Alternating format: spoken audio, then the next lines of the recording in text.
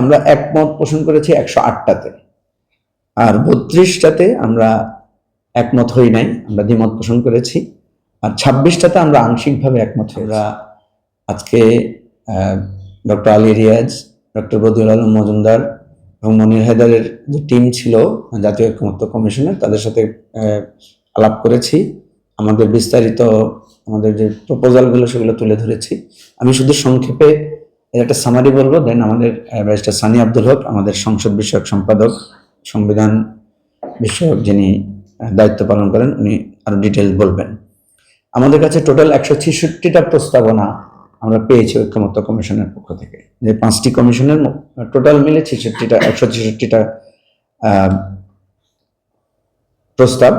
তার মধ্যে আমরা একমত পোষণ করেছি 108টাতে, আর 32টাতে আমরা একমত হই নাই, আমরা দ্বিমত পোষণ করেছি, আর 26টাতে আমরা আংশিকভাবে একমত হয়েছি।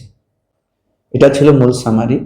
আর আপনারা যদি হাইলাইটেড কিছু বলতে চান, আমরা দুই একটা বলতে পারি। যেমন ধরেন, আমরা আমাদের যে বয়স সীমার কথা বলা হয়েছে 21 বছর প্রার্থী হওয়ার জন্য, এটার সাথে আমরা একমত হয়েছি। প্রেসিডেন্ট নির্বাচনের ব্যাপারে ঐকমত্য কমিশন যে একটা ইলেকট্রাল সিস্টেম, ইলেকট্রাল ভোটিং সিস্টেমের প্রস্তাব দিয়েছিল, আমরা সেটার সাথে একমত হই নাই। আমরা প্রেসিডেন্ট নির্বাচনকে একটা সরাসরি নির্বাচন এবং প্রেসিডেন্টের আরো ক্ষমতায়ন কিছু করা যায় কিনা সেই ব্যাপারটা আমরা প্রস্তাব দিয়েছি। এরপরে আমরা দ্বিকক্ষ বিশিষ্ট পার্লামেন্টের যে প্রস্তাব, সেই প্রস্তাবের ব্যাপারে আমরা দ্বিমত পোষণ করেছি এবং আমাদের কিছু অবজারভেশন দিয়েছি। আর এই বিষয়গুলো বাস্তবায়নের ক্ষেত্রে যে কমপ্লিকেশন, যে 5টি প্রস্তাবের ব্যাপারে এসেছে, সেখানে আমরা একটা যুক্তিপূর্ণ মতামত দিয়েছি, যে মতামতটাকে ওনারা সাধুবাদ। আমাদের সংবিধানের মূলনীতিতে আসলে সাম্য, মানবিক মর্যাদা, সামাজিক সুবিচার, বহুত্ববাদ এবং গণতন্ত্রকে, এই মূলনীতিগুলোকে সংবিধানের মূলনীতি হিসেবে অন্তর্ভুক্ত করার জন্য প্রস্তাবনা দিয়েছে। তা আমরা এই অংশটুকুতে আংশিকভাবে একমত হয়েছি। কেন? সেটা হচ্ছে যে আমরা বহুত্ববাদ, বাকি 4টাতে আমাদের কোনো আপত্তি নেই। সাম্য, মানবিক মর্যাদা, সামাজিক সুবিচার এবং গণতন্ত্রকে আমাকে সাধুবাদ জানিয়েছি। কিন্তু বহুত্ববাদ, বাংলাদেশে আমরা যে ধরনের যে ধর্মীয় মূল্যবোধের উপর ভিত্তি করে যে সমাজ দাঁড়িয়ে আছে, এই সমাজে যে মানুষের যে বিশ্বাসের জায়গা, আকীদার যে জায়গা, সেখানে মানুষ একত্ববাদের বহুবচন হিসেবে বহুত্ববাদকে মনে করে।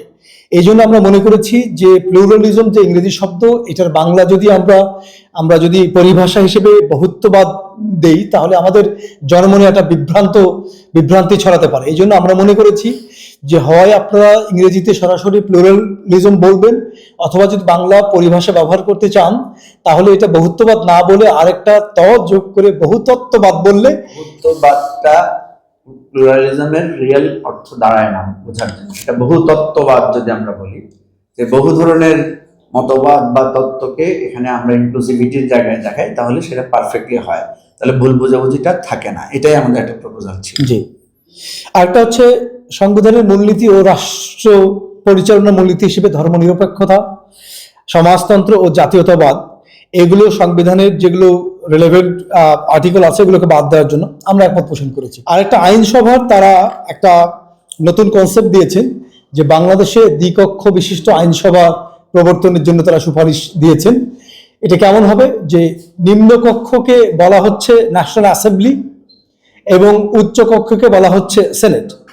তো এইখানে আমরা একমত পোষণ করিনি, কারণ আমরা মনে করেছি যে কনসেপ্ট আকারে, আইডিয়া আকারে এটা খুব ভালো শোনালেও দ্বিকক্ষ বিশিষ্ট আইনসভা, বাইকামেরাল পার্লামেন্ট, এটা বাংলাদেশে আমরা রাজনৈতিকভাবে এখনো আমরা আসলে দ্বিকক্ষ বিশিষ্ট আইনসভা প্রবর্তনের জন্য এখনো প্রস্তুত হয়নি বলে আমরা মনে করেছি।